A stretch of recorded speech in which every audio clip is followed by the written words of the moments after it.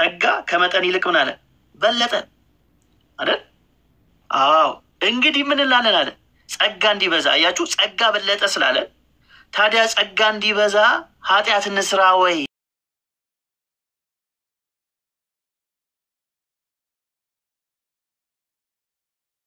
ሮሜ ምዕራፍ 6 ቁጥር 2 ላይ ቁጥር 3 ላይ ይቅርታ፣ ምንድነው የሚናገረው? እስቲ አንድ ሰው ያንብበው ወይ? እስቲ ያንብበው። ሮሜ 6 ቁጥር 3 ላይ እንደዚህ ይላል፣ ወይስ ከክርስቶስ ኢየሱስ ጋር አንድ እንሆን ዘንድ የተጠመቅን ሁላችን ከሞቱ ጋር አንድ እንሆን ዘንድ እንደ ተጠመቅን አታውቁምን? እሺ አሪፍ። ስለዚህ ሐዋርያው ጳውሎስ እዚህ ጋር ምንድነው የሚነግረን? ተጠምቀናል ይላል። ተጠምቀናል፣ እንደ ተጠመቅን አታውቁምን ይላል። ስለዚህ ተጠምቀናል ይላል። አዎ ተጠምቀናል፣ እንደ ተጠመቅን አታውቁምን ይላል። እዚህ ጋር ያለው ጥምቀት የትኛው ጥምቀት ነው? እንግዲህ እኛ የጥምቀት አይነቶች እንዳሉ እናውቃለን። በተለይ በክርስትና ውስጥ ያለን ሰዎች የውሃ ጥምቀት ብቻ አይደለም ያለው፣ የመንፈስ ቅዱስ ጥምቀት የሚባል አለ፣ የእሳት ጥምቀት የሚባል አለ። ግን በዋናነት የውሃ ጥምቀትና የመንፈስ ቅዱስ ጥምቀት የሚባል ነገር አለ። ስለዚህ እዚህ ጋር የተጠመቀ ጥምቀት የሚለው ምንድን ነው የሚያሳየው? ስለምንድን ነው የሚናገረው? ስለ ውሃ ጥምቀት ነው የሚናገረው። ሮሜ 6 ያለው ጥምቀት ምንን ያሳያል የሚለውን ሀሳብ እናያለን። በጣም መሰረታዊ ነገር ስለሆነ ማለት ነው። በጣም መሰረታዊ ነገር ስለሆነ እሱን ለማየት እንሞክራለን። ከዛ ስለ ኃጢአትና ስለ ጽድቅ ሐዋርያው የሚነግረን በጣም አስፈላጊ ነገር አለ ማለት ነው። እሱንም እናያለን በደንብ አድርገን እሱን ለማየት እንሞክራለን። እንግዲህ ጌታ መንፈስ ቅዱስ ያግዘናል። እሺ ያው እዚህ ጋር እንደምታዩት ኢን አዳም እና ኢን ክራይስት። እንግዲህ ኢን አዳም የሚለው እዚህ ጋር እንደምታዩት ጥቁር ነው፣ በጨለማ ኃጢአት ሞትን የሚያሳይ ነው። እዚህ ጋር ደግሞ ያው በብርሃን ህይወትን ጽድቅን ለማመልከት ነው። ስለዚህ ሁላችንም እዚህ ውስጥ ነበር። ከዛ ወዴት መጣን? ኢን ክራይስት ሆንን፣ በክርስቶስ ሆንን አለ፣ በክርስቶስ ሆንን። እሺ ወደ ጥምቀቱ ሀሳብ ከመግባቴ በፊት እዚህ ጋር አንድ ነገር አስተውሉ። ከዚህ ወደዚህ ሺፍት ያደረግነው በውሃ ጥምቀት ነው የሚለውን እንድታስቡ ትፈልጋለሁ። ከዚህ ወደዚህ ሽፍት ያደረግነው ወይም በሌላ አገላለጥ የአዳም ሞት ተካፋዮች የነበር ነው። እንዴት ነው? በምን በኩል ነው? የአዳም የሞቱ ተካፋዮች የነበር ነው። በምን በኩል ነበር? እንዴት ነበር ከተባለ ስለተወለድን ነው አይደል? ከአዳም ስለተወለድን ነው። ከሱ ስለተወለድን የእርሱ የሆነውን ነገር ተካፋዮች ሆነን ተወለድን። ልክ እንደዚሁ የክርስቶስ የሆነውን ነገር ለመካፈል ከክርስቶስ ከዚህ ከሁለተኛው አዳም ከእርሱ ጋራ ምን መሆን አለብን? አዎ መመሳሰል አለብን። ስለዚህ ከዚህኛው አዳም ከፊተኛው አዳም በመወለድ እንዳገኘ ነው ይህን ነገር ከእግዚአብሔር በመወለድ ደግሞ ክርስቶስን ወደ መምሰል ህይወት እንመጣለን ማለት ነው። ስለዚህ ከእግዚአብሔር የምንወለደው እንዴት ነው ከተባለ በእምነት ነው። ለተቀበሉት እንደሚለው በእምነት በኩል ምን እናደርጋለን? እንወለድና ክርስቶስ እንመስላለን ማለት ነው። ስለዚህ በዚህ ነገር ውስጥ ምን የለም? የውሃ ጥምቀት የሚባል ነገር የለም። ፊዚካል የሆነው ውሃ ስፒሪቹዋል የሆነውን ነገር አይሰጠንም። ከመንፈሳዊው ዓለም ከእግዚአብሔር እንድንወለድ በፍጹም አያደርግም ማለት ነው። በፍጹም አያደርግም። ስለዚህ ይሄን ሮሜ ምዕራፍ 6 ላይ በደንብ አድርገን እናየዋለን። በደንብ አድርገን ለማየት እንሞክራለን። እሺ ሮሜ 6 ለኃጢአት መሞት ዋናው ቶፒክ የሮሜ 6 ይሄ ነው። ለኃጢአት መሞት የሚል ሀሳብ ነው ያለው። እንዴት የሚለውን ነው ዛሬ በደንብ አድርገን የምናየው። እንግዲህ ሮሜ ምዕራፍ 6 ቁጥር 1 እስከ 2 ድረስ እንደዚህ ይላል። እንግዲህ ምን እንላለን? ጸጋ እንዲበዛ ኃጢአት እየሰራን እንኑር ብሎ ሐዋርያው ጳውሎስ ምን ያደርጋል? ይጠይቃል። እንግዲህ ምን እንላለን? አሁን እዚህ ጋር እንግዲህ ምን እንላለን ሲል ከምዕራፍ 5 የቀጠለ ሐሳብ መሆኑን እንገነዘባለን አይደል? ሮሜ ምዕራፍ 5 የመጨረሻ ቁጥር 21 ላይ ተዝሚላችሁ ከሆነ ምንድነው የሚለው? ጸጋ ከመጠን ይልቅ በለጠ ነው የሚለው። እንደዛ ብሎ ነው የሚዘጋው የሚል ጥያቄ ስለሚነሳ አሁን እንዳሉ ሰዎች ማለት ነው። አሁንም ያሉ ሰዎች ይጠይቁናል፣ እንዲህ በጸጋ ድነናል እያላችሁ ታዲያ እንደፈለጋችሁ ኃጢአት ስራላችሁ ማለት ነው? እንደፈለኩን ልኑር ማለት ነው ብሎ ይጠይቁናል አይደል? በጸጋ ድነናል በስራ አይደለም ስንላቸው እንደዛ ብሎ ይጠይቁናል። ይህ ጥያቄ በነገራችን ላይ በፊትም የነበረ ጥያቄ ነው። ሐዋርያው ጳውሎስንም የጠየቁት ጥያቄ ነው። ሃይማኖታዊ ማይንድ እንደዚህ ነው የሚጠይቃ፣ እንዲህ እንድትጠይቁ ነው የሚያደርጋችሁ። ሲስተሙ አንድ ስለሆነ አይሁዳዊም ብትሆን ኦርቶዶክሳዊ ሲስተሙ አንድ ነው። ስለዚህ እንደዚህ እንድትጠይቅ ነው የሚያደርገው። በነገራችን ላይ ትክክለኛውን የጸጋ ትምህርት አንድ ሰው ማስተማሩን የምታውቁት እንደዚህ አይነት ጥያቄ ሲጠየቅ ነው። አንድ ሰው እውነተኛውን የጸጋ ትምህርት ማስተማሩን የምታውቁት ሰው እንደዚህ አይነት ጥያቄ ይጠይቃቸዋል ማለት ነው። ታዲያ ጸጋ እንዲበዛ በጸጋ ድነናል ካል ኃጢአት እየሰራን እንኑር እንደዚህ ለማለት ፈልገ ነው የሚል ጥያቄ የሃይማኖቱ ማይንድ ይጠይቃል ማለት ነው። ከዛ ሐዋርያው ጳውሎስ ስለዚህ ይመልሳል፣ ከቶ አይሆንም። ለምን? ለኃጢአት ሞተናል። ታዲያ እንዴት አድርገን ከእንግዲህ በእርሱ እንኖራለን? እንዴት አድርገን በእርሱ እንኖራለን? ከሞትን ለኃጢአት እንዴት በኃጢአት እንኖራለን ብሎ ይጠይቃል። አያችሁ፣ ጥያቄውን በጥያቄ ይመልሳል ማለት ነው። ስለዚህ በኃጢአት መኖር ከቶ አይሆንም። በአማኝ ሕይወት ውስጥ በኃጢአት ውስጥ ጸንቶ መኖር ከቶ አይሆንም፣ ከቶ አይታሰብም፣ ከቶም አይቻልም፣ ሊሆን አይችልም ነው የሚለን ሐዋርያው ጳውሎስ። ማለት ሀሳቡን ዘግቶት ነው ዝርዝር ሀሳብ ላይ የሚመጣው። ለምንድን ነው የማይቻለው ከተባለ ለኃጢአት ስለሞትን ፖይንቱ ነው። ለኃጢአት ምን ብለናል? ሞተናል ይላል። ለኃጢአት ሞተናል። እንዴት ነው የሞት ነው ሲባል ተጠምቀናል። ተጠምቀናል ቁጥር 3 ላይ እሱን ይነግረናል። ወይስ ከክርስቶስ ኢየሱስ ጋር አንድ እንሆን ዘንድ የተጠመቅን ሁላችን ከሞቱ ጋር አንድ እንሆን ዘንድ እንደተጠመቅን አታውቁምን? አያችሁ፣ ይጠይቃል። እንዴ ከክርስቶስ ጋር የተጠመቅነው እኮ ለኃጢአት ስለሞትን ነው በማለት ነው የሚናገረው።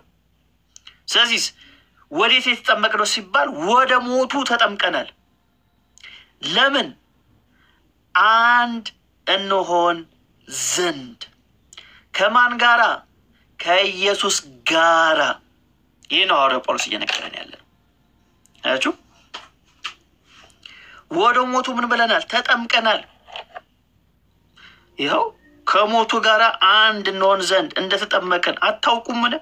ወደ እርሱ ነው የተጠመቅነው። ይህን በደንብ አድርጌ ላሳያችሁ ባይብልን ከፍቼ። እሺ፣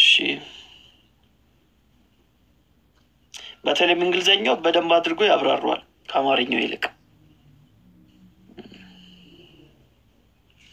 እሺ፣ እዚህ ጋር እንደምታዩት ወይስ ከክርስቶስ ኢየሱስ ጋር አንድ እንሆን ዘንድ የተጠመቅን ሁላችን ከሞቱ ጋር አንድ እንሆን ዘንድ የተጠመቅን አታውቁምን? ምንድን ነው እያለን ያለው ሐዋርያው ጳውሎስ?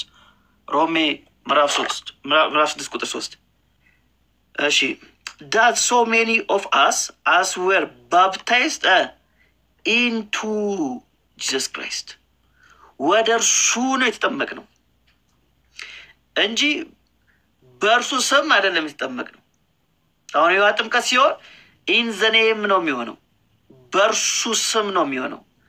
ወደ እርሱ ሲሆንስ ኢንቱ ወደ እርሱ ኢንቱ ጂሰስ ክራይስት ዌር ባፕታይዝድ ኢንቱ ሂዝ ዴስ። አያችሁ አይደል? ስለዚህ እዚህ ጋር የውሃ ጥምቀትን አይደለም ሐዋርያው ጳውሎስ እየተናገረ ያለው በክርስቶስ ኢየሱስ በማመን የሚገኘውን ህይወት ነው የተናገረ ያለው። መግቢያችን ላይ ምን ብለናል? ሐዋርያው ጳውሎስ ሮሜ ቤተክርስቲያን ያሉትን ሰዎች አያውቃቸው እሱም ብለናል አይደል? አያውቃቸው። መጨረሻ ላይ በስም ይዘረዝራል። እንዴት ነው ያየሆነው ሲባል ሂዶ አይቷቸው አይደለም፣ መረጃው ደርሶት ነበር። ስለዚህ እነዚህ ሰዎች የውሃ ጥምቀት ይውሰዱ አይውሰዱ ያላጠመቃቸው ሰዎች ናቸው።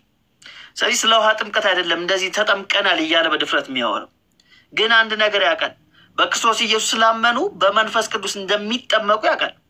የሚሆነውም እንደዛ ስለሆነ ስለዚህ ሐዋርያው ጳውሎስ ማይንድ ላይ ያለው የውሃ ጥምቀት አይደለም፣ ያላጠመቀውን አይደለም እየተናገረ እዚህ ጋር አጥምቋቸው ቢሆን ኖሮ ይህችን ቤተክርስቲያን እሱ ያጠመቃቸው ክርስቲያኖች ቢሆን ኖሮ ኦኬ አጥምቋቸው ሊሆን ስለሚችል እሱን እያሰበ ሊሆን ይችላል እና ሊባል ይችላል። ግን ጭራሽ ሐዋርያው ጳውሎስ እነሱን ምንም ከእነሱ ጋር ንክክ የለውም። አያችሁ። ስለዚህ አንድ ነገር ያውቃል። እሱ ምንድን ነው? ሰው ኢየሱስ ክርስቶስን ሲያምን በመንፈስ ቅዱስ ይጠመቃል። ስለዚህ ራሱንም ጨምሮ እንደተጠመቅን የሚለው ለዛ ነው። እንደተጠመቅን አታውቁምን ብሎ ይጠይቃቸዋል ማለት ነው። ስለዚህ ወደ ሞቱ ተጠምቀናል። ለምን ሲባል አንድ እንሆን ዘንድ ከማን ጋራ? ከኢየሱስ ክርስቶስ ጋር። ከኢየሱስ ክርስቶስ ጋር። በነገራችን ላይ ይሄኛው መጨረሻ ላይ ያስቀመጥኩላችሁ ጥቅስ ስቴትመንት በጣም መሰረታዊ ነው። ኢየሱስ ያልሞተበት ስፍራ አትሞትም ወዳጄ። ኢየሱስ ውሃ ውስጥ አልሞተም እና ውሃ ውስጥ አትሞትም። ኢየሱስ ያልሞተበት ስፍራ አትሞትም። ኢየሱስ ውሃ ውስጥ አልሞተም። አሁን አውቃለሁ በዚህም ሰርክል አንዳንድ ሰዎች ውሃ ውስጥ ስንገባ ምናምን እንቀበራለን እንሞታለን የሚል ነገር አለ። ግን ኢየሱስ ውሃ ውስጥ አልሞተም እና ውሃ ውስጥ አልሞትም። ኢየሱስ የሞተበት ቦታ ነው የሞተው። የሞተው የት ነው? መስቀል ላይ። አሮጌው ሰው የተሰቀለው የት ነው? መስቀል ላይ። ኢየሱስ ያልሞተበት ስፍራ አልሞትም። ኢየሱስ የሞተበት ስፍራ ነው የምሞተው።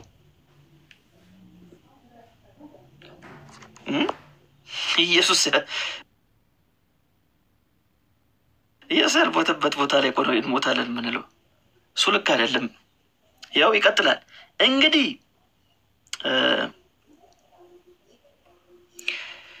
እንግዲህ ክርስቶስ በአብ ክብር ከሙታን እንደተነሳ ተመልከቱ። እንግዲህ ክርስቶስ በአብ ክብር ከሙታን እንደተነሳ። ክርስቶስ የተነሳው ከውሃ ሲወጣ ነው እንዴ? አይደለም።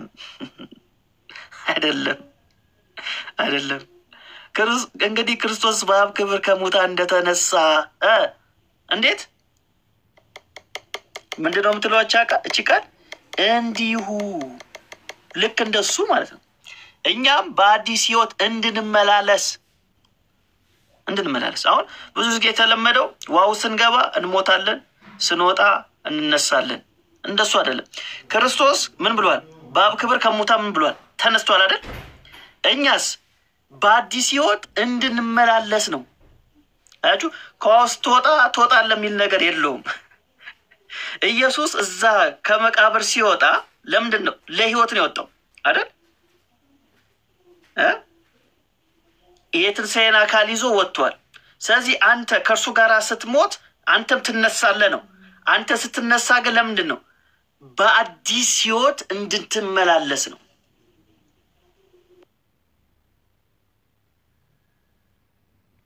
የምነሳው ምናምን የሚል ነገር አለ የለውም።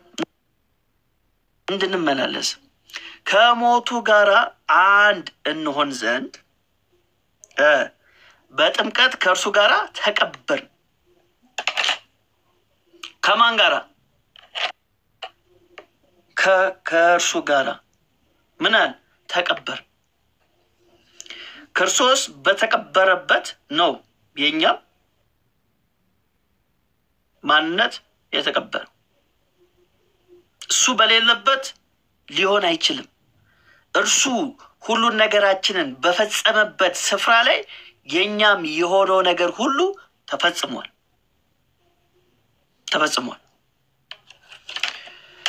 ሮሜ 6:4 እንደዚህ ይላል።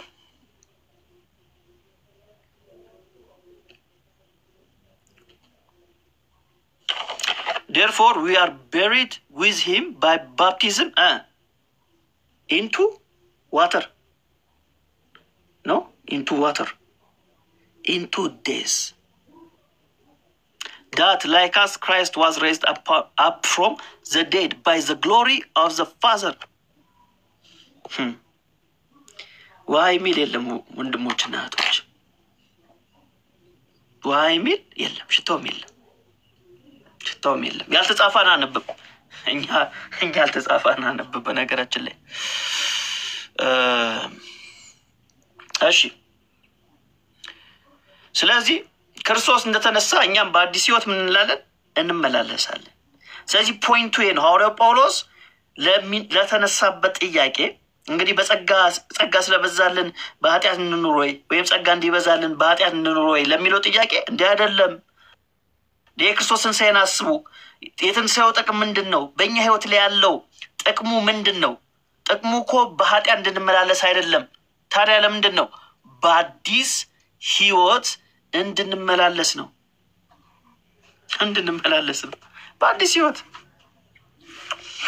በአዲስ ህይወት አያችሁ። በአዲስ ህይወት ያልተመላለሰ ሰው ይሳደባል። በአዲስ ህይወት ያልተመላለሰ ሰው ያሮጌው ሰውነት ያሮጌው ማንነት ባህሪ ይታይበታል።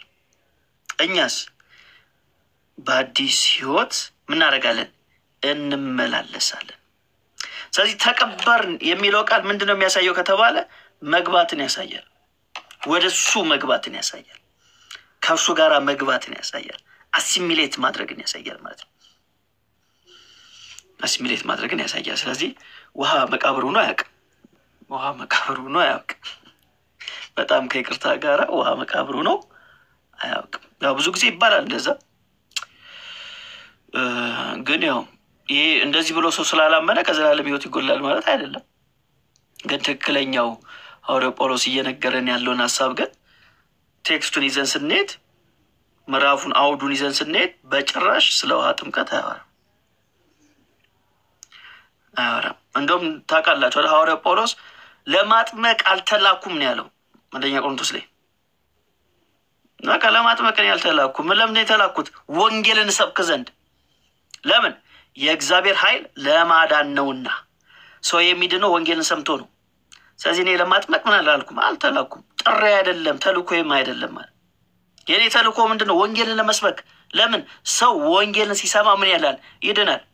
ለምን? ራሱ ተናግሯላ።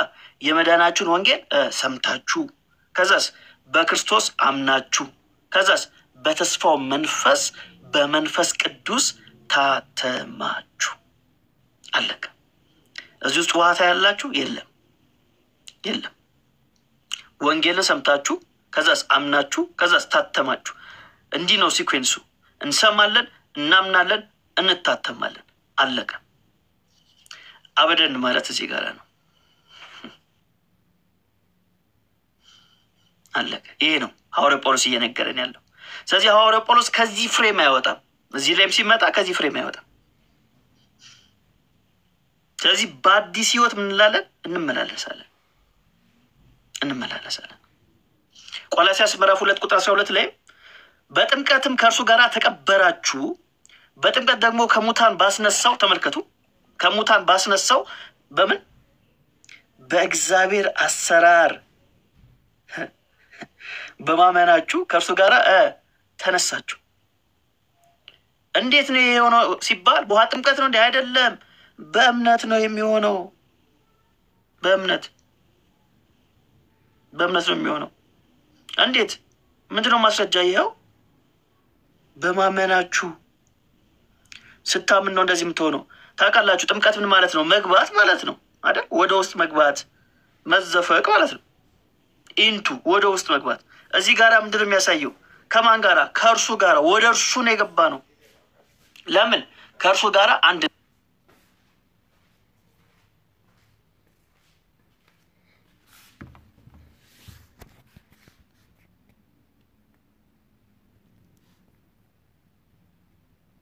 እሱ ነውና የገባ ነው። ከእርሱ ጋራ አንድ እንሆናለን።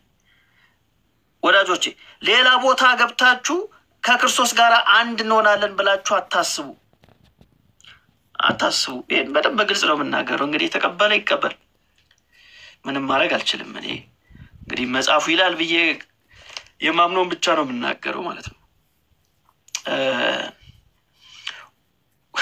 ውሃ ውስጥ ገብታችሁ ከክርስቶስ ጋር አንድ ሆናለሁ ማለት አይቻልም፣ ዘበት ነው። ክርስቶስ ውሃ ውስጥ የለም። በእምነት ግን በመንፈስ ቅዱስ አሰራር ምን እንሆናለን? ወደ ክርስቶስ እንገባለን ማለት ነው። ከዛስ የገባውበት ቦታ ላይ የገባውበትን አካል ነው መሆነው ከእርሱ ጋራ ምን ሆናለሁ? አንድ ሆናለሁ። ስለዚህ ያልገባችሁበት ቦታ ላይ አንድ ሆናለሁ ማለት አይቻልም። የገባችሁበት ቦታ ላይ ነው አንድ የምትሆኑት። ስለዚህ ወደ እርሱ ገብቻለሁና ከእርሱ ጋር ምን ሆናለሁ? አንድ ሆናለሁ። ባልና ሚስት አንድ ሆኑ የሚለው ቆሮንቶስ ላይ ምን ሲያደርጉ ነበር? ግንኙነት ሲያደርጉ አይደል? እርሱ ወደ እርሷ ገብቷልና አንድ ይሆናሉ። ለዛ እኮ ነው ሐዋርያው ጳውሎስ እንዴ ከጋለሞታ ጋር ግንኙነት የምታደርግ ከሆነ አለ የክርስቶስን ስጋ ወስጄ ነው እኮ የሚለው። እንዴት የክርስቶስን ስጋ ወስጄ እንዴት ከጋለሞታ ጋር ተባበራለሁ? አያችሁ፣ ትብብር ያስባለው ለምንድን ነው? ግንኙነትን ወሲብን ወደ እርሷ ስለሚገባ ከእርሷ ጋራም ይሆናል፣ አንድ ስጋ ይሆናል። እኛስ ወደ ክርስቶስ ገብተናልና ከክርስቶስ ጋር አንድ ሆነናል። ስለዚህ ያልገባህበት ቦታ ላይ ገብቻለሁ አትበል። ክርስቶስ የሌለበት ስፍራ ላይ ገብተህ ደግሞ አንዱኛለሁ አይባልም። ስለዚህ ቁጥር 6 ላይ ምን ይነግረናል? ስለ አሮጌው ሰው ይነግረናል። ከእንግዲህ ወዲያ ለኃጢአት እንዳንገዛ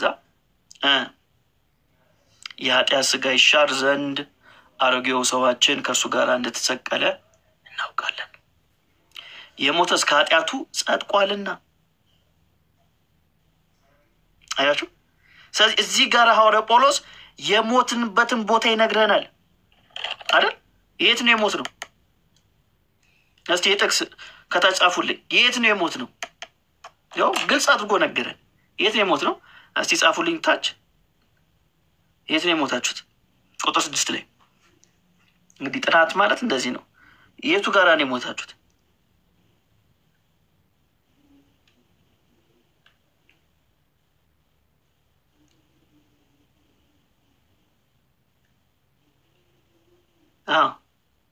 መስቀል ግልጽ ነው። በመስቀሉ እንደተሰቀለ እናውቃለን አይደል የሚለው የሞት ስፍራ ነው መስቀል። ታዲያ ያው መስቀሉ ላይ ነው እያለ ውሃ እንዴት ነው የምንለው? ያው እዛው ላይ እኮ ይነግረናል። ከእንግዲህ ወዲያ ለኃጢአት እንዳንገዛ የኃጢአት ስጋ ይሻር ዘንድ አሮጌው ሰዋችን ከእርሱ ጋር እንደተሰቀለ እናውቃለን። ምንድን ነው የምታውቀው ነው? የት ነው የምትሞተው? ወይስ የት ነው የሞትከው? ባለፈው ነግሬያቸዋል አይደል? አድራሻችን የአሮጌው ሰው አድራሻ የት ነው? መስቀሉ ላይ ነው። እኛ መስቀሉ ስር ቦታ የለንም፣ አልነበርንም፣ ወደፊትም አንኖርም። የአሮጌው ሰው አድራሻ የት ነው? መስቀሉ ላይ ነው። አሮጌው ማንነታችን መስቀሉ ላይ ነው የሚገኘው። ለምን? ኃጢአት ኢየሱስ ክርስቶስ ስለኛ ኃጢአት የሆነው የት ነው? መስቀል ላይ ነው። የሁላችንን በደል የተሸከመው የት ነው? መስቀል ላይ ነው። ከዛስ ከሞት ከተነሳ በኋላ ደግሞ አዲሱ ህይወታችን የሚጀምረው የት ነው? የትንሣኤው አካል ላይ። አልገባችሁ ነው? ብዙ ሰው የሚቸገረው ለዚህ ነው። ከኃጢአት ሰንሰለት መፋታት የማይችለው በኃጢአት ጸንቶ ብዙ ሰው የሚኖረው ይሄ እውነት ስላልገባው ነው። ኢየሱስ የሞተው መስቀል ላይ ነው። አንተ የምትሞተው መስቀል ላይ ነው። ይኸው በግልጽ ነው የሚነግረን ሐዋርያው ጳውሎስ። እንዳይሰሩ ገላገላቸው፣ ለራሳቸው ጥቅም ነው የገደላቸው። አያችሁ፣ በኃጢአት ላይ ኃጢአት እንዳይሰሩ ምን አደረጋቸው? አሰናበታቸው ማለት ነው። አያችሁ፣ ሞት መፍትሄ ይሰጣል። በኃጢአት ላይ ኃጢአት እንዳትሰራ ይበቃሃል ብሎ እግዚአብሔር ሊወስድ ይችላል። ለምን ከተባለ በኃጢአት ጸንተ የምትኖር ከሆነ ከዓለም ጋር ትኮነናታለህ። ስለዚህ ከዓለም ጋር እንዳይኮነኑ እነዚህ ሰዎች እግዚአብሔር ምን አድርጓቸዋል? ወደ ራሱ ሰበሰባቸው። አንቀላፍቷል ነው የሚለው። አንቀላፍቷል ሲል ምንድን ነው የሚያሳየው ከተባለ ከዘላለም ህይወት አልጎደሉም። እነዚህ ሰዎች ከዘላለም ህይወት አልጎደሉም። አያችሁ፣ ከዘላለም ህይወት አልጎደሉም። ለራሳቸው ጥቅም ሲል እግዚአብሔር ምን አደረጋቸው? ሞትን ሰደደባቸው። ስለዚህ ሞትን ይሰጣል፣ መፍትሄ ይሰጣል። ልክ እንደዚሁ እኛስ አሮጌው ሰዋችን ከክርስቶስ ጋር መስቀል ላይ ሲሰቀል ምን ሆኗል? ሙቷል ነው። ትንሣኤ ላያገኝ ሙቷል። ስለዚህ መፍትሄ ሰጥቶናል ማለት ነው። መፍትሄ ሰጥቶናል። ከዛ ምን ይለናል? ክርስቶስ ከሙታን ተነስቶ ወደፊት እንዳይሞት ሞትም ወደፊት እንዳይገዛው እናውቃለን። ይህም በጣም መሰረታዊ ነገር ነው። አንድ ጊዜ ነው የሆነው። ክርስቶስ ስንት ጊዜ ነው የሞተው? አንድ ጊዜ። ስለዚህ መሞትን አንድ ጊዜ ፈጽሞ ለኃጢአት ሞቷልና በሕይወት መኖር ግን ለእግዚአብሔር ይኖራል። ልክ እንደዚሁ እንዲሁም እናንተ ደግሞ ለኃጢአት እንደሞታችሁ ግን በክርስቶስ ኢየሱስ በጌታችን ሆናችሁ ለእግዚአብሔር ሕያው እንደሆናችሁ ራሳችሁን ቁጠሩ። እንዲሁም ነው የሚለው። ምን እያለን ነው ሐዋርያው ጳውሎስ? የክርስቶስን ትንሣኤ እና ከእኛ ጋር ያገናኘው ለምንድን ነው ስንል፣ ይኸውላችሁ ኢየሱስ ክርስቶስ ከአሁን በኋላ ይሞታል? ሁለተኛ ጊዜ አይሞትም። ኢየሱስ ክርስቶስ ለሁለተኛ ጊዜ ሞት ይሰለጥንበታል? አይሰለጥንበትም። ልክ እንደዚሁ እኛ ለኃጢአት የሞትን ለሁለተኛ ጊዜ ኃጢአት አይሰለጥንብንም። ኢየሱስን ዳግመኛ ሞት እንደማይዘው ሁሉ እውነተኛ አማኞችን ኃጢአት ዳግመኛ በቁጥጥር ስር አያውላቸውም። ይሄ ነው ፖይንቱ። ይሄ ነው ሀሳቡ። ክርስቶስ እንደማይሞት እናውቃለን። አንድ ጊዜ ነው የሞተው፣ ካሁን በኋላ አይሞትም። ልክ እንደዚሁም እናንተም ለኃጢአት የሞታችሁ ድጋሚ አትያዙም በዛ ቀንበር እያለ ነው። እኛንም ኃጢአት ድጋሚ ሊገዛን አይችልም። ሁለተኛ ጊዜ የኃጢአት ባሪያ መሆን የለብንም። ኢየሱስ እንጂ አሁን ኃጢአት የኛ ጌታ አይደለም። አያችሁ ሐዋርያው ጳውሎስ እንዴት አድርጎ እንደሚያነጻጽረው ክርስቶስን እንደማይዘው ኃጢአት ማለት ሞትን እንደማይዘው ሁለተኛ ጊዜ እንደማይሞት እናንተም ከክርስቶስ ጋር የሞታችሁ የት መስቀል ላይ ከዛ ክርስቶስ ሲነሳ ለአዲስ ሕይወት የተነሳችሁትም ኢየሱስ ሞት ሁለተኛ ጊዜ እንደማይዘው ሁሉ እናንተንም ኃጢአት ለሁለተኛ ጊዜ በባርነት አይዛችሁ። ለምን? በፊት ባሪያዎች ነበር፣ አሁንስ የጽድቅ ባሪያዎች ሆነናል። ስለዚህ ሐዋርያው ጳውሎስ ምን ይላል? ቁጠሩ ነው የሚለው አይደል? ቁጠሩ ይላል። ስለዚህ እንደዚህ ትቆጥራላችሁ ወይ ነው? እንደዚህ ታስባላችሁ? አያችሁ፣ የምታስቡት ነገር ነው የሚሆነው። ኃጢአት አይገዛኝም ካልክ በዚህ በተናገርከውና ባመንከው የህይወት መርህ ትመላለሳለህ። አይ ኃጢአት ይገዛኛል ምናምን ካልክ ኃጢአት ይገዛል። ቁጠሩ ይላል ሐዋርያው ጳውሎስ። ለዚህ ጥሩ ምሳሌ የሉቃስ ወንጌል ምዕራፍ 15 ቁጥር 32 ላይ ያለው ታሪክ ነው። ቁጠሩ የሚለው ምን እንደሆነ ልንገራችሁ። የሉቃስ ወንጌል ምዕራፍ 15 ላይ እንደምታውቁት የጠፋው ልጅ ነው አለ የሚባለው። የጠፋው ልጅ ሳይሆን የጠፉት ልጆች ነው የሚባለው። ክፍሉ ስለ ጠፉ ልጆች ነው የሚያወራው። 2 ልጆች ናቸው የጠፉት፣ አንድ ልጅ አይደለም። እዛ ክፍል ላይ የጠፋው 2 ልጅ ነው። ያው ግን ብዙ ጊዜ የጠፋው ልጅ ነው የምንለው። እሺ እንዲህም አለ፣ አንድ ሰው 2 ልጆች ነበሩት። ከእነሱም ታናሹ አባት ምን ማለት ነው? አባት ምን ማለት ነው ወገኖች? እስቲ ከታች ጻፉልኝ። አባት ምን ማለት ነው? ይህም በጣም መሰረታዊ ነገር ስለሆነ አባት ምን ማለት ነው? አዎ ምንጭ ማለት ነው። ምንጭ ማለት ነው። አባት ማለት ምንጭ ማለት ነው። አባቴ ሆይ ከገንዘብ የሚደርሰኝን ክፍል ስጠኝ አለው። ገንዘቡንም አካፈላቸው ይላል። ተመልከቱ። አሁን ይሄ ልጅ በጣም እንደው ማስተዋል የራቀው ልጅ መሆኑን በዚህ ነው የምታውቁት። ምንድን ያለው? አባቴ ሆይ። አባቴ በሚለው በምን ተኩት? ምንጭ በሚለው ተኩት። ምንጬ ሆይ ከገንዘብ ምን ማለት ነው? የገንዘቡ ሁሉ ምንጭ ማን ነው? አባትየው ነው። ይኸውላችሁ ምን ማለት ነው መሰላችሁ? ለምሳሌ አንድ አሳ ባህር ውስጥ እየኖረች አይ ባህር ውስጥ መኖር አልፈልግም፣ አንድ ጆግ ውሃ ውስጥ ነው መኖር የምፈልገው እንደማለት ነው። ከምንጭ ወጣ ማለት ነው። ማለት ይሄ ልጅ ከምንጩ ጋር ነው ያለው፣ ከገንዘቡ ምንጭ ጋር ነው ያለው። በፈለገው ሰዓት ገንዘቡን መውሰድ ይችላል። የፈለገውን ያክል ገንዘብ ምንጭ ነው፣ ከአባቱ ጋር ነው ያለው። ግን እሱ ምንጭነቱን ቆረጠውና የተወሰነች ፖርሽን መውሰድ ፈለገ ማለት ነው። አሁን አካፍለኛለሁ እኔን ፖርሽን እኮ በአመት ውስጥ ሊሆን ይችላል የሚያጠፈው። ከአባቱ ጋር በነበረበት ጊዜ በአመት ውስጥ ይሆናል የሚያጠፈው። በየአመቱ አሁን የተካፈለውን ገንዘብ የማጥፋት መብት ነበረው። ግን ከምንጩ ጋር ተቋርጦ የተወሰነች ገንዘብን ፈለገ ማለት ነው። ከዛ አባትየው ምን አካፈላቸው።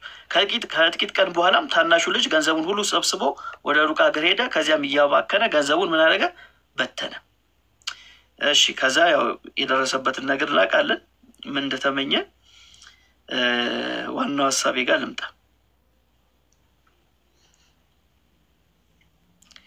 ከዛ ያው ታላቂ ወንድም መጣ፣ ተቆጣም፣ ሊገባም አልወደደም ማለት አባቱን ወጥቶ ለመነው። አባቱን ወጥቶ ለመነው ማለት ሁለተኛው ልጅ ማለት ታላቂው።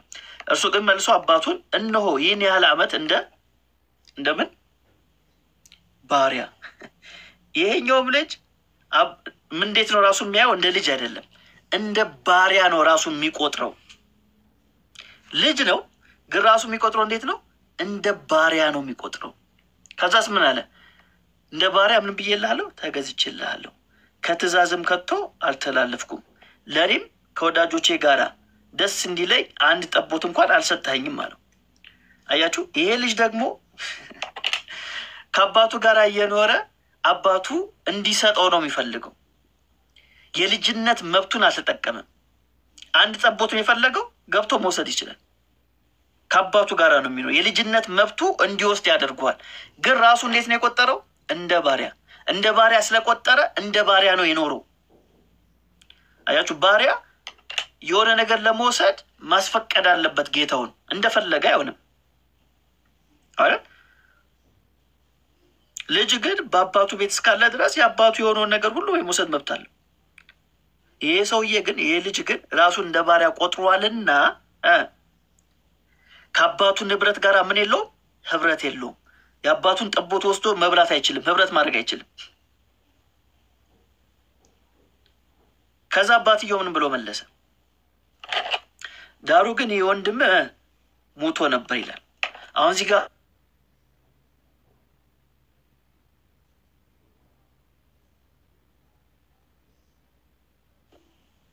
ልጁ ፊዚካሊ አልሞተም፣ ግን እንደ ሞተ አባትየው ቆጥሮታል ልጁን። ምን ማለት ነው? እንደ ሞተ ቆጥሮታል ማለት ከልጁ ጋር አባትየው ምን የለውም? ግንኙነት የለውም፣ ህብረት አያደርግም። ለምን? እንደ ሞተ ስለቆጠረው። ስለዚህ ሐዋርያው ጳውሎስ እዚህ ጋር ቁጠሩ ሲለን ምን እያለን ያለው? ቁጠሩ ሲለን ለእግዚአብሔር ሕያዋን እንደሆናችሁ ራሳችሁን በሉ ቁጠሩ። ምን እያለን ነው? ከኃጢአት ጋር ምን የላችሁም? ንክክ የላችሁም። አሁን ግንኙነት የላችሁም፣ ህብረት የላችሁም እያለን ነው። ቁጠሩ ሲለን ህብረት የለንም፣ ትስስር የለንም።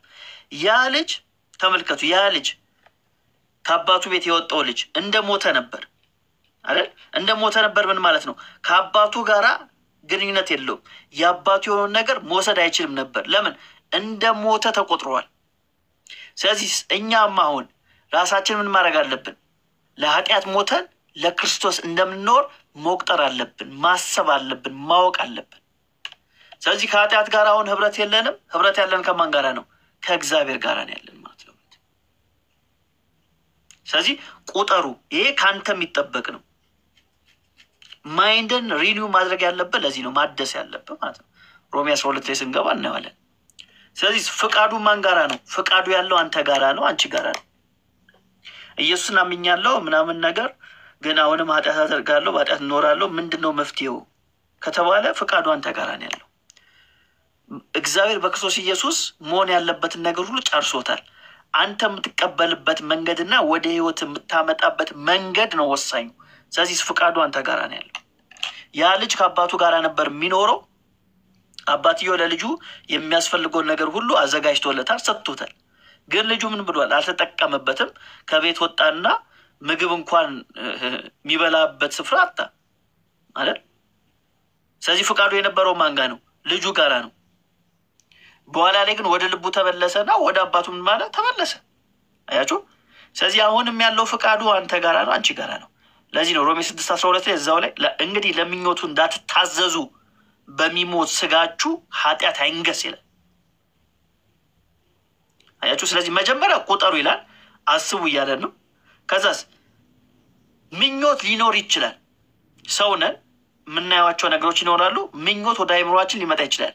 ግን ለምኞቱ ግን አንታዘዝም ነው አይደል? እሱ ናት የሚለው እንግዲህ ለምኞቱ እንድትታዘዙ በሚሞት ስጋችሁ ኃጢአት አይንገስ። አያችኋል። ስለዚህ ምን እያለን ነው? ለምኞታችን አትታዘዙ እያለን ነው። ወይም በሌላ አገላለጥ ላለመታዘዝ መፍቀድ አለብን። ላለመታዘዝ እምቢ ለማለት። በነገራችን ላይ ሙሴን ታላቅ ያስባለው ነገር ምንድን ነው? ሙሴን ታላቅ ያስባለው ነገር ምንድን ነው? ባህር መክፈሉ ነው እንዴ? የአዲስ ኪዳን ጸሐፊያን ሙሴን ከታምራት ጋር ያገናኙታል እንዴ? ከታምራት ጋር ያገናኙታል። 10 ታምራትን አድርጓል፣ ታላላቅ ታምራትን አድርጓል ምናምን ብሎ ነግሮናል። ሙሴን ታላቅ አድርጎ የእምነት አባቶች ከሚባሉት መካከል ሙሴን ጨምሮታል አይደል? ለምንድን ነው እንደዚህ የሆነው? አዎ ምን ማለቱ? እምቢ ማለቱ ነው። እስቲ አንብቢልን ዕብራውያን ላይ ምዕራፍ 11:24 ላይ።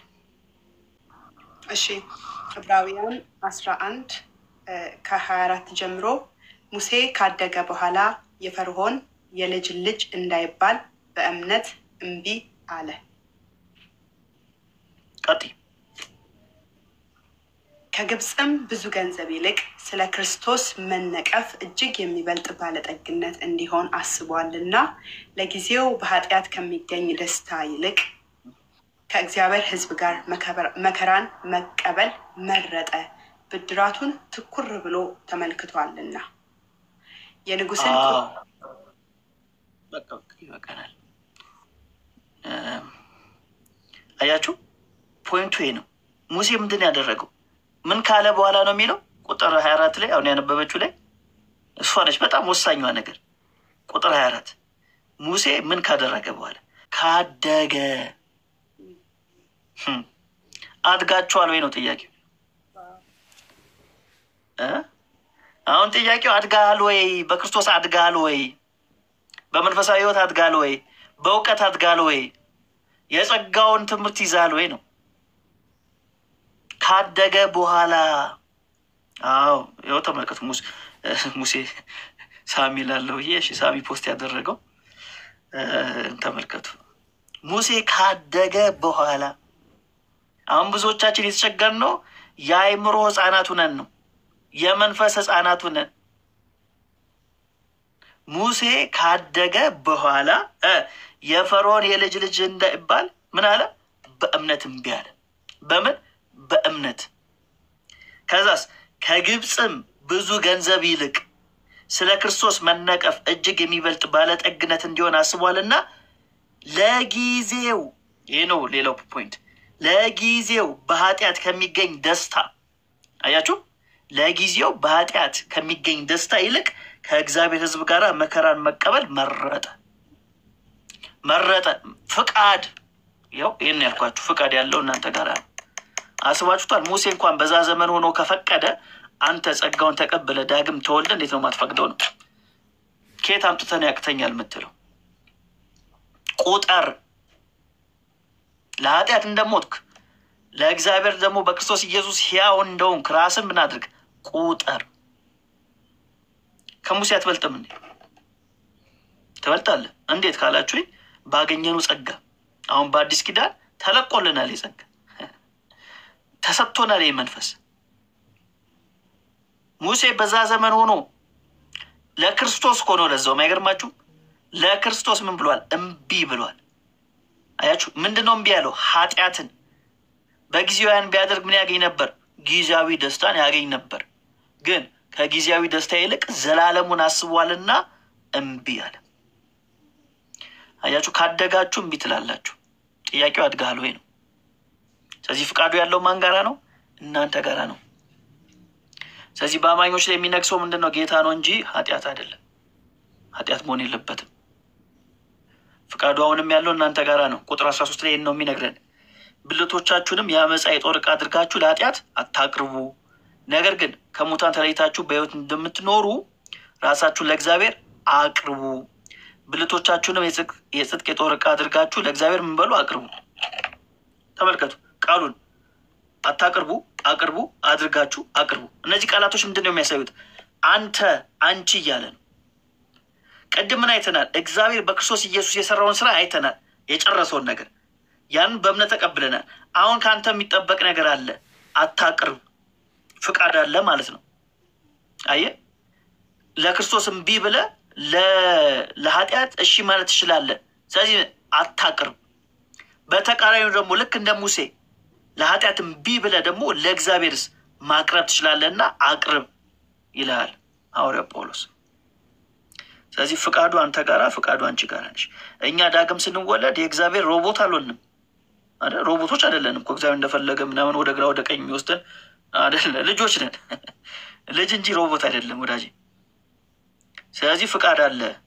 ስለዚህ እግዚአብሔር ምንድን ያደረገው? ፖቴንሻሉን ሰጥተዋል፣ አቅሙን ሰጥተዋል። ስለዚህ አቅምን ተጠቀም ነው፣ አቅምን ተጠቀም። ስለዚህ ሐዋርያው ጳውሎስ ምን ይለናል? ኃጢአት አይገዛችሁም ይለናል። ቁጥር 14 ላይ አያችሁ፣ አይገዛችሁም። ለምን? ከጸጋ በታች እንጂ ከሕግ በታች አይደላችሁምና።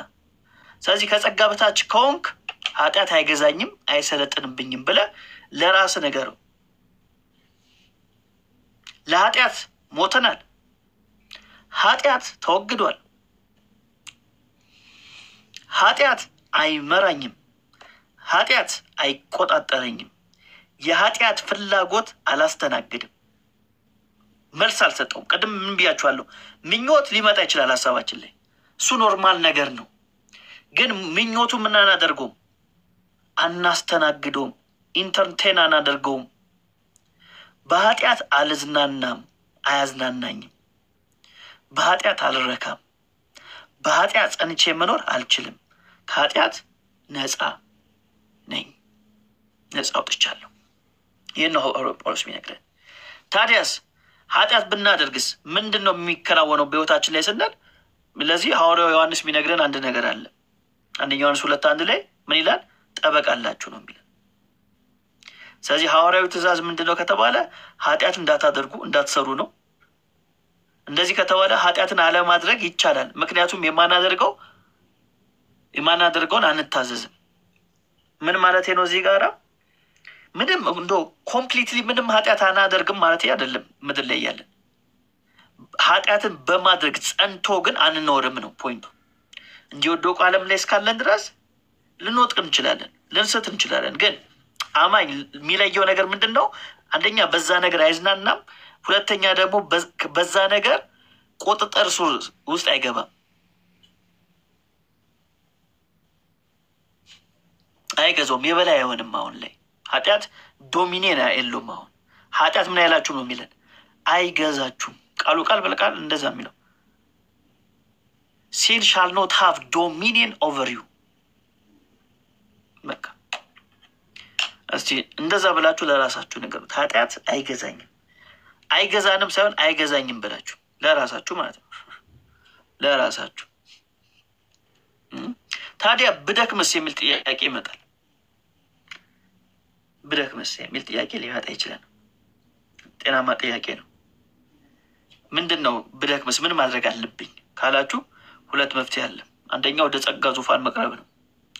ዕብራውያን 4:16 ላይ እንደሚናገረው እንግዲህ ምሕረት እንድንቀበል በሚያስፈልገንም ጊዜ የሚረዳን ጸጋ እንድናገኝ ወደ ጸጋው ዙፋን በእምነት እንቅረብ ይላል። ስለዚህ ወደ ጸጋው ዙፋን ስንቀርብ ምን ያደርገናል? ይህን ጸጋ ይሰጠናል፣ ኃይል ይሰጠናል፣ ጥንካሬ ይጨምርናል። ስለዚህ ወደ ጸጋው ዙፋንስ እንዴት ልቅረብ ከተባለ በእምነት ነው የምትቀርበው። በእምነት ነው የምትቀርበው። በእምነት ቀጥታ ወደ ሊቀ ካህኑ ትቀርባለህ ማለት ነው። ለምን ከተባለስ የማይራራ ሊቀ ካህናት የለንም። ሊቀ ካህኑ ምን ያደርጋል? የሚራራ ነው። ስለዚህ ወደዚህ ሊቀ ካህን ምን በል? በእምነት ቅረብ፣ ኃይል ይሰጣል። ሁለተኛ ቅድም እንዳየ ነው ጠበቃ አለን። ይህን ሁሌ ማስታወስ አለብን። ጠበቃ አለን፣ የሚያግዝ የሚረዳ እርዳታ በሚያስፈልገን ጊዜ ከጎናችን የሚሆን ጠበቃ አለን። አያችሁ፣ ጠበቃ የሚያደርጉ ያደል ከጎና አይደል የሚሆነው ጠበቃ።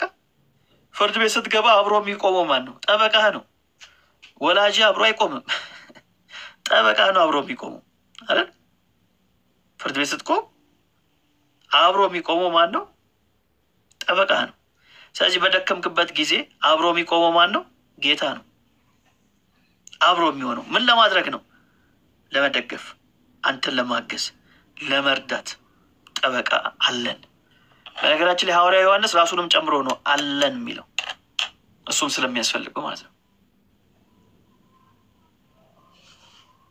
ስለዚህ ኃጢአት እንዳታደርጉ ብሎ ነው የሚጀምረው አይደል? እንዳታደርጉ ምን ማለቱ ነው? በዛ ጸንታችሁ አትኖሩ እያለ ነው። ስለዚህ ይህን ጠበቃ ደግሞ ያቆመልን ማን ነው ከተባለ ሰው አይደለም፣ መለኮት ነው ያቆመልን። ከአብ ዘንድ ነው የሚለው። አብ ያቆመልን ጠበቃ ነው አይደል? አንዳንድ ቦታ ላይ የሆነ ወንጀለኛ ገንዘብ አውጥቶ ጠበቃ መቅጠር ካልቻለ መንግስት ምን ያደርግለታል? ያቆምለታል አይደል? ስለዚህ እኛ ደግሞ ኃጢአት ሰርተን በገንዘብ የምንከፍለው ጠበቃ የለንም እና አብ ጠበቃ የሆነውን ኢየሱስ ክርስቶስን አቆመልን ማለት ነው። ስለዚህ ኢየሱስ ጠበቃ ከሆነ ኦልሬዲ ኬዙን እንዳሸነፍኩ አውቃለሁ አለ። ጠበቃ ነው፣ ጠበቃ ኢየሱስ ነው። ከአብ ጋራ ፍቃዱ ስንት ነው? አንድ ነው፣ የተለየ ፍቃድ የለውም። ስለዚህ ኢየሱስ እየፈቀደውን ነገር ሁሉ የፈለገውን ነገር ሁሉ አባቱ ያደርግለታል። ስለዚህ ኢየሱስ ጠበቄ ሲሆን ኬዙ እንደማሸነፍ እርግጠኛ ነኝ። ከኢየሱስ ፋንታ ሌላ ጠበቃ ግን ካመጣ፣ መልአክን ጠበቃ ካደረግ፣ ሚካኤልን ጠበቃ ካደረግ፣ ማርያምን ጠበቄ ካልካት፣ ተክልዬን ጠበቄ ካልከው ግን እመነኝ ኬዙን ተሸንፈሃል ወዳጄ፣ ተሸንፈሃል። ስለዚህ እኛ ምንድነን? አሁን ላይ ኃጢአት ማይገዛን እኛ ምንድነን? የጽድቅ ባሪያዎች ነን፣ የጽድቅ አገልጋዮች ነን። ቁጥር 15 ላይ እሱን ይነግረናል። ወደ ሮሚ ስንመለስ እንግዲህ ምን ይሆናል? ከጸጋ በታች እንጂ ከሕግ በታች ስራ አይደለን። ኃጢአት እንስራነ አይደለም። ድጋሚ ይጠይቃል። ቁጥር 1 ላይ እንደጠየቀው ለምንድን ነው ከተባለ አጽንኦት ይሰጣል። አያችሁ፣ ሐዋርያው ጳውሎስ አጽንኦት እየሰጠ ነው። ሆነ ለምንድን ነው ኃጢአትን ማንሰራው ከተባለ ቁጥር 16 ላይ ይናገራል። ለመታዘዝ ባሪያዎች እንድትሆኑ ራሳችሁን ለምታቀርቡለት ለእርሱ ለምታዘዙለት ባሪያዎች እንደሆናችሁ አታውቁምን? ወይም ለሞት የኃጢአት ባሪያዎች ወይም ለጽድቅ የምታዘዝ ባሪያዎች ናችሁ። ስለዚህ ምርጫው የእናንተ ነው እያለ ነው። ሁለት ባሪያዎች አሉ። አንደኛው የኃጢአት ባሪያ ነው፣ ሁለተኛው የጽድቅ ባሪያ ነው። ስለዚህ ምረጡ እያለ ነው። ስለዚህ የጽድቅ ባሪያዎች መሆናችንን መርሳት የለብንም። በፊትስ ምን ነበር? የኃጢአት ባሪያዎች ነበር። ነገር ግን አስቀድማችሁ የኃጢአት ባሪያዎች ከሆናችሁ ለተሰጣችሁለት ለትምህርት አይነት፣ ይሄ በጣም ወሳኝ ነገር ነው። ለተሰጣችሁለት የትምህርት አይነት፣ አየህ፣ ህይወት የሚቀየረው የገባበት ትምህርት ነው። ለተሰጣችሁ ለትምህርት አይነት ከልባችሁ ለታዘዛችሁ ከኃጢአት አርነት ወጥታችሁ ከኃጢአት አርነት ወጥታችሁ ለጽድቅ የጽድቅ ባሪያዎች ስለሆነን ከኃጢአት ነፃ ነን። በኃጢአት ጸንቶ መኖር አንችልም። ስለዚህ የድሮ ህይወት አሁን ላይ የለም፣ የአሁኑ ደግሞ በድሮ አይኖርም ማለት ነው። ይህን ነገር በጣም መለየት አለብን። የድሮ አሁን የለም፣ የአሁኑ በድሮ አይኖርም አይደል? በአሮጌ አቁማዳ አዲስ ወይን እንደማይቀዳ ሁሉ በአዲሱ በክርስቶስ ባገኘነው ህይወት የአዳም ኑሮ በእኛ ውስጥ ሊኖር አይችልም። ይፈነዳል። አንድ ላይ አይሄድም። ስለዚህ ሐዋርያው ጳውሎስ ይህን ከነገረን በኋላ ቁጥር 21 ላይ እንግዲህ ዛሬ ከምታፍሩበት ነገር ያን ጊዜ ምን ፍሬ ነበራችሁ ይላል። ምን ፍሬ ነበራችሁ ሲል ምን ጥቅም ነበራችሁ እያለ ነው። ጥቅሙ ምንድን ነው? ሞት ነው። ሞት ነው።